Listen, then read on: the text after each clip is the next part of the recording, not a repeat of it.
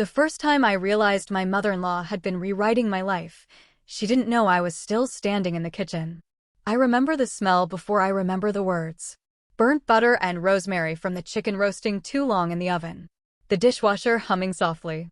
Ice clinking in glasses from the dining room while everyone laughed at something I hadn't heard because I'd been clearing plates alone for nearly 20 minutes. My hands were wet from rinsing gravy off serving spoons when I heard my name spoken in a voice so calm, so ordinary, that at first I almost didn't pay attention. She never would have stayed close to her family if I hadn't stepped in, my mother-in-law said quietly. You have to guide women like her or they'll never fully settle into their marriage. The room went still inside me. I stood there holding a damp dish towel while the faucet ran over my fingers, and for the first time in 15 years, pieces of my life began sliding into place in ways I didn't want to understand. When I married Daniel, I was 27 years old and still believed love automatically made people kind. I came from a loud family where everyone interrupted each other at dinner, and nobody left without taking leftovers home in mismatched containers. My mother hugged too hard. My father cried at graduations and weddings and even commercials sometimes. My sisters called me 3 times a week just to tell me small things that didn't matter. A neighbor's dog got loose. Someone burned the rice. Somebody saw an old teacher at the grocery store. We were close in the ordinary way people sometimes take for granted until they lose it. Daniel came from a quieter family. His parents' house always smelled faintly like lemon polish and brewed coffee. Everything had a place. Voices stayed measured even during disagreements.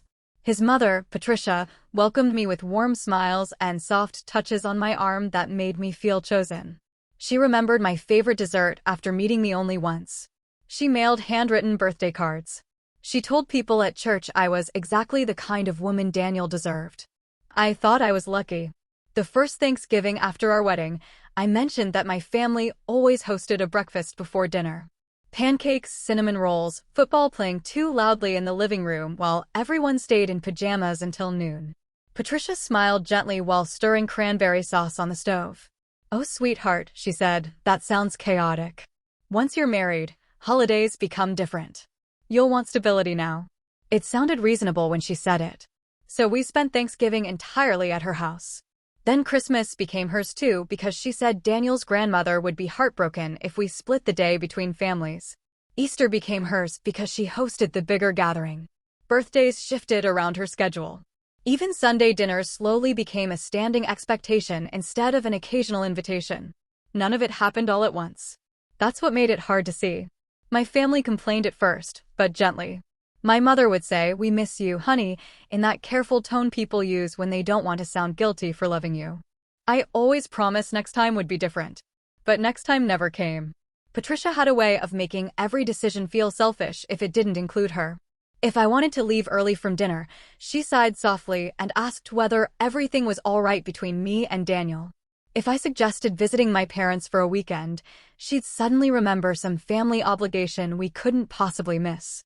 You know how important family is to Daniel, she'd tell me quietly, as if mine didn't count. And somehow, over the years, I started apologizing constantly. Apologizing for wanting to visit my sisters. Apologizing for missing my father's retirement party because Daniel's cousin scheduled a baby shower the same weekend. Apologizing for feeling lonely in a life that always looked full from the outside. When our children were born, things became even smaller somehow. Tighter. Harder to question. Patricia insisted she was only helping. She offered to host birthdays because she had the bigger backyard. She volunteered to keep the kids overnight during holidays so Daniel and I could rest. She bought matching Christmas pajamas before I even had a chance to start traditions of my own. And my children adored her. Of course they did. She baked cookies with them and let them stay up late watching movies under blankets in her living room. She remembered every school project, every recital, every soccer game. Sometimes I wondered if she loved them more easily because she never had to be the exhausted parent saying no. One evening when my daughter Lily was 10, I suggested we spend 4th of July with my parents at their lake cabin like we used to when I was little. Lily frowned from the back seat. But Grandma Patricia already planned our barbecue, she said. We always do fireworks there. We always do fireworks there. I remember staring at the red light ahead of me while those words settled heavily into my chest. Somewhere along the way, my childhood traditions had disappeared so quietly my children barely knew they existed. Daniel didn't notice the shift because to him, nothing had changed. His family had always been the center of his life. He loved my family kindly but distantly, the way people appreciate good neighbors they don't fully know. Sometimes late at night, I tried explaining the ache to him. "I feel like I'm disappearing," I told him once while folding laundry in our bedroom. He looked genuinely confused. "What do you mean?" "I don't know," I whispered. "I just feel like everything belongs to your family now." He sat beside me on the bed and squeezed my hand. "Mom just likes everyone together. That's all. That's all." For years, I repeated those words to myself whenever something felt wrong. When Patricia accidentally forgot to tell me my sister had called during a family dinner at her house. When she laughed lightly about how emotional my mother could be. When she told my children stories about Daniel's childhood but never asked about mine. When she introduced recipes at holidays as our family traditions, even when they were dishes I had once made for her myself. I kept thinking the problem was me. That maybe I was too sensitive. Too attached to the past. Too needy. By the 15th year of my marriage, my father had stopped asking whether we'd come for Christmas, because he already knew the answer. My sisters had built traditions without me. Family group photos existed where my place stood empty, so often nobody mentioned it anymore. And still, every Sunday, I drove to Patricia's house with a casserole dish balanced on my lap, while my children ran ahead toward a life that no longer seemed to include where I came from. The night everything changed started like every other Sunday dinner. Too many people in the kitchen. Too much noise bouncing off the walls. Patricia moving gracefully between the stove and table like a woman conducting an orchestra she believed she owned. I remember watching her laugh at something my son said while she rested her hand proudly on his shoulder. For one brief moment, I saw our entire family exactly the way outsiders probably saw it. Close. Stable. Loving. Then Patricia asked me to bring more wine glasses from the kitchen cabinet, and I walked away from the table just long enough to overhear the truth that had been shaping my life for 15 years. Stay with me, because what happens next changed everything. At first, I convinced myself I had misunderstood her. That's the strange thing about betrayal when it arrives quietly. Your mind tries to protect you from it. Even after hearing those words in the kitchen, I spent the rest of dinner floating through conversations like someone trapped underwater, searching desperately for another explanation. Maybe Patricia meant she helped me adjust to marriage. Maybe I was overthinking it. Maybe exhaustion had twisted the meaning into something crueler than she intended. But once a curtain lifts, even slightly, you begin noticing the dust that's been collecting in every corner. After dinner that night, while everyone lingered around the dining table eating pie, Patricia handed my daughter another container of leftovers. "Take these home for lunches this week," she told her warmly. "Otherwise your mother forgets to keep enough food in the fridge." Everyone laughed softly. Even me. That was the part that hurt later. The way I laughed too. Small. Automatic. Like I'd been trained to smooth over tiny humiliations before they became visible. Driving home, I stared out the passenger window while Daniel talked about work traffic and gas prices. I kept hearing Patricia's voice repeating inside my head. "You have to guide women like her. Women like her." I suddenly wondered how often she'd spoken about me that way when I wasn't in the room. The next few weeks felt strange, like waking up in a familiar house and realizing someone had quietly moved all the furniture overnight. Nothing obvious had changed, but I kept bumping into things that suddenly felt wrong. At another Sunday dinner, my sister called while we were eating dessert. I reached for my phone immediately, but Patricia smiled gently across the table. "You can call her back later," she said. "Family time matters." It was such a simple sentence. Calm. Pleasant. But this time I noticed something I never had before. My children immediately looked at me expectantly, waiting to see if I would answer. Waiting to see whether I'd choose my side of the family or stay present with theirs. Somehow, without meaning to, even I had started separating the families into categories. That night, I called my sister Melissa back while sitting in the dark laundry room folding towels, because it was the only quiet place in the house. "You sound tired," she said gently after a few minutes. I almost cried right there between the dryer and detergent shelf, because nobody had asked me that in so long. "I miss you," she admitted softly. "I feel like we lost you somewhere." I leaned against the washing machine and closed my eyes. "I know." There was silence for a moment before she asked something I wasn't prepared for. Do you actually want things this way? I opened my mouth to answer immediately, but nothing came out. Because I didn't know anymore. A few days later, I found an old photo while cleaning out a hallway drawer. It was from a 4th of July years earlier before I married Daniel. My father stood barefoot on the dock holding a tray of burnt hamburgers while my sisters laughed so hard one of them nearly dropped a watermelon. I was in the corner wearing an oversized sweatshirt, smiling directly at the camera with the kind of relaxed happiness that comes from belonging somewhere without effort. I sat on the floor staring at that picture for almost an hour. I couldn't remember the last time I'd looked that free. The deeper realization came slowly after that. Not through one dramatic moment, but through dozens of tiny memories resurfacing differently. I remembered Patricia telling me not to overwhelm Daniel by calling my mother too often during our first year of marriage. I remembered her offering to host my baby shower because my family was too disorganized. I remembered how she always framed my family's warmth as chaos and her own control as love. And worst of all, I remembered how often I had defended her. One rainy Thursday afternoon, my son Ethan mentioned casually that Patricia told him our family was lucky she kept everyone connected because Mom gets distracted easily. I nearly dropped the cutting board in my hands. What do you mean? I asked carefully. He shrugged while scrolling on his phone. I don't know. Grandma just says she's the reason we all stay close. The kitchen suddenly felt cold. Not because of what he said, but because he believed it. My own children saw me as secondary inside my own family. That realization settled into my chest with a quiet kind of grief I still struggle to describe. A week later, I drove alone to visit my parents without telling anyone first. It was a Wednesday morning. The kind with gray skies and damp roads shining after rain. My mother opened the door wearing old leggings and flour on her cheek from baking bread. For 1 second, surprise crossed her face so quickly it almost disappeared. Then she hugged me so tightly I could barely breathe. "You're here," she whispered. That broke something open inside me. Their house smelled exactly the same. Cinnamon. Coffee.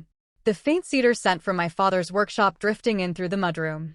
I sat at the kitchen table while my mother sliced warm bread, and suddenly I realized how long it had been since I'd visited without watching the clock or preparing an excuse to leave early. We talked for hours. Not about Patricia. Not about resentment. Just life. My father showed me birdhouses he'd been building. My mother asked whether Lily still liked painting. Melissa called halfway through lunch and screamed when she realized I was there. For the first time in years, I didn't feel like a guest in my own history. But when I got home, Daniel looked confused. "You went there today?" "There. Not your parents' house. Not your family. There." Something about that tiny word made my stomach tighten. "I wanted to see them," I answered simply. He nodded slowly, but later that night he mentioned that Patricia had seemed hurt we skipped dinner plans for the weekend. I stared at him across our bedroom while he folded socks calmly, completely unaware of the earthquake happening quietly inside me. "Why is her disappointment always treated like an emergency?" I asked. He looked up immediately. "What?" "Nothing," I said too quickly. Because even then, I still didn't fully trust myself. The second emotional crack came during Lily's 16th birthday dinner. I suggested inviting my parents since they hadn't attended one of her birthdays in years. Patricia smiled politely before speaking. "Oh honey, your mother gets overwhelmed at large gatherings." My fork froze halfway to my mouth. My mother loved gatherings. Always had. I looked around the table waiting for someone else to notice the lie sitting there so casually between us, but nobody reacted. Not Daniel. Not the kids. Not even me.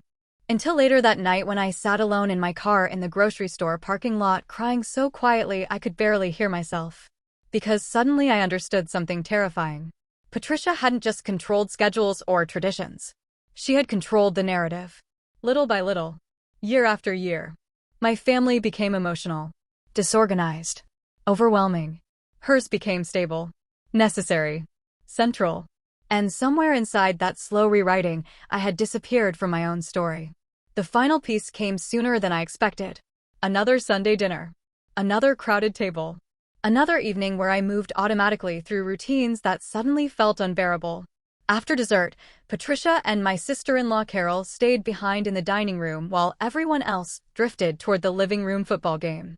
I returned quietly to grab my purse from the kitchen when I heard Carol laugh softly. "I still don't know how you managed it," she said. "Managed what?" I stopped walking.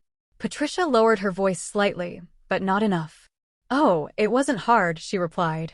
"You just make a woman feel guilty enough for wanting anything separate." Eventually she stops asking. My entire body went numb. "Stay with me, because what happens next changed everything." I didn't walk back into the dining room. That's the detail people always expect to hear differently when I tell this story now. They imagine confrontation. Raised voices. Plates breaking. Years of anger finally exploding across the table. But that's not what happened. I stood perfectly still beside the kitchen counter while the refrigerator hummed softly behind me and somebody laughed at the football game in the next room. My hands didn't shake. I didn't cry. In some strange way, I felt calmer than I had in years. Because confusion had finally ended. Carol spoke first again. "Didn't you ever feel bad?" Patricia gave a small laugh. "About what? Keeping my family close?" "You isolated her." "No," Patricia corrected gently. "I helped her understand priorities. Her family would have pulled her back into that chaotic lifestyle forever if I hadn't intervened." I closed my eyes. Chaotic lifestyle. She was talking about pancake breakfasts, birthday calls, my father grilling hamburgers by the lake, my sisters singing too loudly in kitchens while washing dishes. Normal love. And she had spent 15 years teaching me to feel embarrassed by it. Carol lowered her voice. "I always thought she looked lonely." Patricia sighed then, the way people sigh when discussing someone difficult. "She's sensitive." Daniel needed structure, and, honestly, she never would have created it herself. Something inside me settled permanently in that moment. Not shattered. Settled. Like snow finally falling after clouds threaten it all day. I picked up my purse quietly and walked through the living room smiling politely at everyone on my way out. Daniel looked surprised. "You leaving already?" "I'm tired," I answered calmly. Patricia glanced toward me from the dining room doorway with her usual soft expression. "Drive safely, sweetheart." Sweetheart. I looked at her face for a long second and realized something startling. I no longer needed her approval. "I will," I said. The drive home felt strangely peaceful. Streetlights blurred across the windshield while cold rain tapped softly against the glass. For years, I had believed the ache inside me came from personal weakness. From being overly emotional, ungrateful, difficult.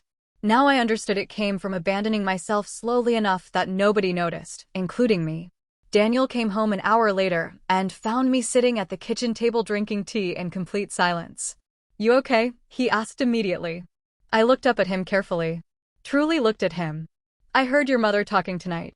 His face changed instantly. "About what?" "About me." He sat down slowly across from me while I repeated the conversation exactly as it happened. No exaggeration. No anger. Just the truth laid quietly between us. At first, he defended her automatically. "She probably didn't mean it that way." I nodded because I expected that. Then I asked him one question. "When was the last Christmas morning we spent with my parents?" He opened his mouth immediately, then stopped. "When was the last time my family hosted anything important for our children?" Silence. "When was the last weekend we visited them without your mother making us feel guilty afterward?" He looked down at his hands. That was the moment I saw realization begin inside him too. Slow. Painful. Unavoidable. "I didn't notice," he whispered eventually. "I know." And strangely, I believed him. Because manipulation rarely looks like cruelty while you're living inside it. Sometimes it looks like traditions. Expectations. Helpful suggestions repeated so often they become rules nobody remembers agreeing to. Daniel cried later that night while sitting on the edge of our bed. Quietly. Ashamed. "I thought Mom was helping," he said. "I think she thought that too," I answered honestly. That was the hardest part to explain to other people afterward. Patricia wasn't a villain in the dramatic way stories usually demand. She genuinely loved her family. She simply believed love meant control, proximity, loyalty measured through sacrifice. And she never considered what it cost me. I didn't confront her immediately. I know some people would have. But after 15 years of slowly losing my voice, I didn't want my first act of reclaiming it to happen inside another argument centered around her. Instead, I started making quiet changes. The next Sunday, I told Daniel and the kids we'd be having dinner at my parents' house instead. Nobody argued. That surprised me most. Lily actually smiled. "Grandpa still has the canoe by the lake?" "Yes," I said softly. My mother cried when I called. Not dramatically. Just silence on the phone followed by one shaky breath before she asked what time we'd arrive. That dinner healed something in me I didn't realize was still alive. The table was crowded and loud. My father overcooked the corn. Melissa brought a pie nobody had room to eat. Ethan laughed so hard at one of my brother-in-law's terrible jokes that soda came out of his nose. And for the first time in years, my children saw where I came from. Not as an occasional side visit. As family. Patricia called twice that evening. I didn't answer until later. When I finally did, her voice sounded tight but controlled. "We missed you tonight." "I know," I replied gently. There was a pause before she asked, "Is everything all right?"